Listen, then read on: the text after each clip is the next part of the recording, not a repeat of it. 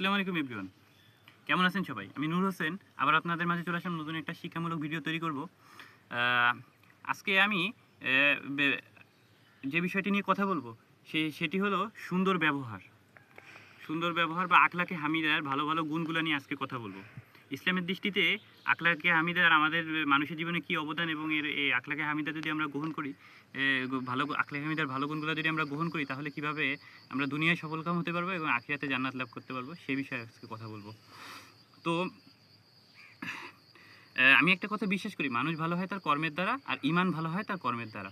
এখানে দ্বিতীয় তার দ্বারা বোঝানো হচ্ছে যে মানুষ যদি ভালো কাজ করে, আল্লাহ তাআলাকে যদি মানুষ যদি তার ভালো কাজ দিয়ে আল্লাহ তাআলার উপর পূর্ণ ঈমান এনে তার ভালো কাজ দিয়ে আল্লাহ তাআলাকে রাজি খুশি করতে পারে এবং আল্লাহ তাআলার রাসূল হযরত মুহাম্মদ সাল্লাল্লাহু আলাইহি ওয়াসাল্লামের আদর্শ নিজেদের চরিত্রে ধারণ করে এবং ভালো ভালো কাজ করে, তখন তার ঈমান বৃদ্ধি পাবে।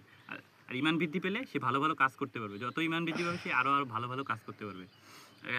আখলাকে হামিদার ভালো গুণগুলোর মধ্যে রয়েছে সততা, দেশপ্রেম, দায়িত্ববোধ, নীতিনৈতিকতা, আমানতদারিতা, ইমানদারি, তারপরে মানুষের সাথে ভালো ব্যবহার করা, বড়দের শ্রদ্ধা করা, ছোটদের স্নেহ করা, তারপরে বাবা মার সাথে ভালো ব্যবহার করা, কোনো ব্যক্তি কোনো কিছু অদা করলে সে অদা পালন করা, তারপরে কোনো কিছু কাউকে আমানত রাখলে সে আমানতের খেয়ানত না করা, আমানতদারিতা বজায় রাখা, এবং যত খারাপ কাজ আছে আখলাকে জামিমার খারাপ গুণগুলো আছে এগুলা থেকে বেঁচে থাকা, যেমন চুরি, ডাকাতি, ছিনতাই, রাহাজানি, হত্যা, ধর্ষণ, তারপরে ঘুষ, দুর্নীতি, মেধাপাচার, অর্থপাচার, এরকম সকল যত খারাপ কাজ আছে এসব খারাপ কাজ থেকে আল্লাহ তাআলার কাছে দোয়া করা, আল্লাহ যাতে আমাদের এসব খারাপ কাজ থেকে বেঁচে থাকতে সাহায্য করে এবং আমরা যেন সর্বদা ভালোর সাথে থাকতে পারি।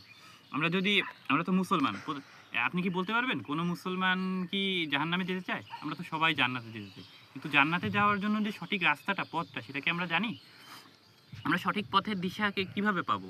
যদি আমরা সঠিক পথের দিশা পেতে চাই, আমাদের ৩টি কাজ করতে হবে। এম একটা হাদিসে এসেছে, কোনো ব্যক্তি যদি হযরত মুহাম্মদ সাল্লাল্লাহু আলাইহি ওয়াসাল্লাম, আমাদের রাসূলুল্লাহ সাল্লাল্লাহু আলাইহি ওয়াসাল্লামের আদর্শকে নিজের চরিত্রে ধারণ করে, তাহলে সে বিনা বিচারে বিনা হিসাবে জান্নাতে যেতে পারবে। এর জন্য তাকে ৩টি কাজ করতে হবে।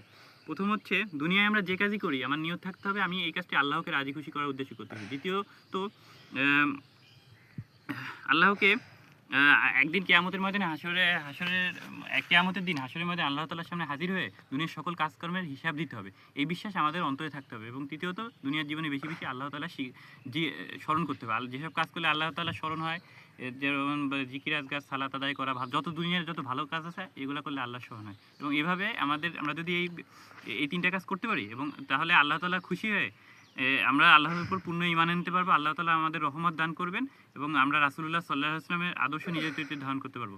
এবং এইভাবে আমরা আল্লাহ তাআলার সকল আদেশ নিষেধ মেনে চলতে পারবো এবং রাসূলের আদর্শ নিজের চরিত্রে ধারণ করতে পারবো। তাহলে আমরা দুনিয়ায় সফলকাম হবো, আখিরাতেও জান্নাত লাভ করতে পারবো।